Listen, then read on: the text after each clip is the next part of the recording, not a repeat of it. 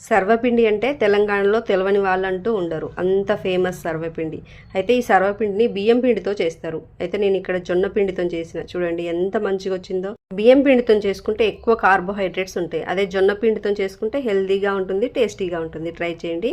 Mixie జార్లోకి 2 పచ్చిమిరపకాయలు, చిన్న అల్లం ముక్క, కొంచెం జీలకర్ర వేసుకొని కచ్చాపచ్చాగా గ్రైండ్ చేసుకొని ఒక బౌల్లో వేసుకోవాలి. 1 కప్పు జొన్న పిండి ఈ బౌల్లో వేసుకొని కచ్చాపచ్చాగా దంచుకున్న పల్లీల పొడి కూడా వేసుకొని సన్నగా కట్ చేసుకున్న కొత్తిమీర, టేస్ట్కి తగినంత సాల్ట్, 10 నిమిషాలు నానబెట్టుకున్న శనగపప్పు, సన్నగా స్లైసెస్ లాగా కట్ చేసుకున్న ఉల్లిపాయలు, 1 స్పూను నువ్వులు, కొంచెం కరివేపాకుని సన్నగా కట్ చేసుకుని వేసుకొని మొత్తం కలుపుకోవాలి. కొద్దిగా వాటర్ కూడా వేసుకొని ఇలా మెత్తగా ముద్దలాగా కలుపుకోవాలి. ఇప్పుడు ఏదైనా ఒక గిన్నె తీసుకొని దానికి ఇలా ముందు ఆయిల్ అప్లై చేసుకోవాలి. చేసి పెట్టుకున్న పిండి ముద్ద ఉంది కదా, ఇలా పిండి ముద్ద తీసుకొని వేళ్ళతోని ఇలా ఎంత వీలైనంత వరకు పల్చగా ఒత్తుకోవాలి. మందంగా ఒత్తుకుంటే టేస్ట్ అస్సలు బాగుండదనమాట, కాలదు. అందుకనే కొంచెం పల్చగానే ఒత్తుకోవాలి.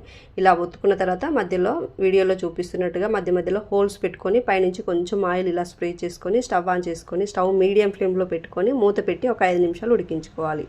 5 నిమిషాల తర్వాత మళ్ళీ ఇంకొంచెం ఆయిల్ ఇలా స్ప్రే చేసుకుంటే మాడిపోకుండా ఉంటుంది. ఇంకొక 2 నిమిషాలు కాల్చుకున్నారంటే చక్కగా ఇలా లేచి వస్తుంది. చూడండి ఎంత మంచిగా వచ్చిందో, మంచిగా కాలిపోయింది కదా. ఇంక ఇప్పుడు స్టవ్ ఆఫ్ చేసుకొని సర్వ్ చేసుకోవటమే. వేడి వేడిగా తిన్నారంటే సూపర్ టేస్ట్ ఉంటుంది. ట్రై చేయండి. వీడియో నచ్చితే లైక్ చేయండి, షేర్ చేయండి, ఫాలో చేయండి. Thank you for watching.